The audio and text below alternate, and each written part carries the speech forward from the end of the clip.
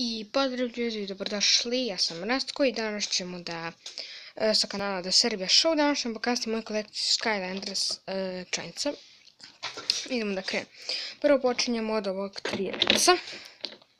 Znači, vidite ga. Kulje. On je, to je ovaj element. To je jedan.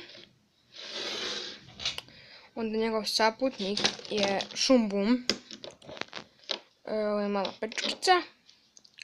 Također Life element. I ovo mi je najnoviji iz Life-a. To je Zuk. Nisam ga još isprobao, danas sam ga kupio. 400 dinara košta, vidite. I također Life element. Treći element je Magija. Moj prvi Skylander Spyro.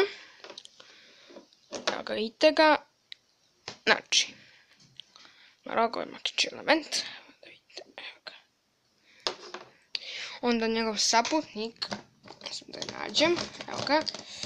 I imam još jedan. Dva tači. Evo ga Pop Fizz.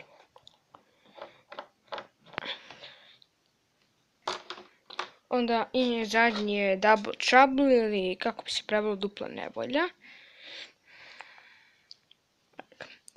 Sljedeći je vodeni element, tu je Kilogram. To je vodeni element. Sljedeći je Zap. Samo da pomarim malo malo. Sljedeći je Zap.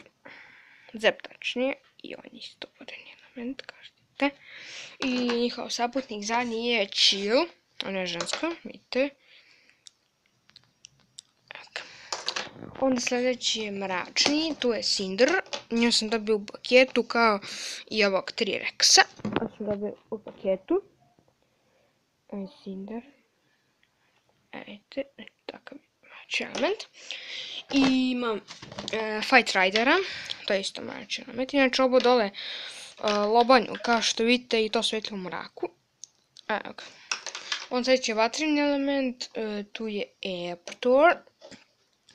On je Lightcore Ape, znači svetli ovo usta njegova i on je vatreni element. I sad će jedan veoma čudan iz Skylandersa, a to je, ljudi moji, Hot Dog. Zovete vrući pas, znači on sa Aptorom ide. Sada neki Skylanderi, znači evo ga Swarm, to je gospodar neba, ovaj T-Rex je gospodar šume. Vidite, i njegov saputnik je Jendek, ova preostala nema saputnika. Znači evo ga Jendek, također on bio u paketu. I evo ga. Onda sada ovi koji nemaju, uzet ću Bouncera, ovo je legendarni Bouncer, znači drugačije izgleda od ovog.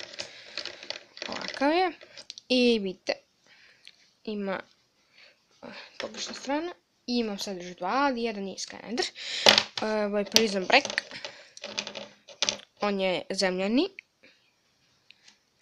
I posljednji je Katapult, znači on je kao odbrana. I sad čekajte trenutak dok ih sve stavimo.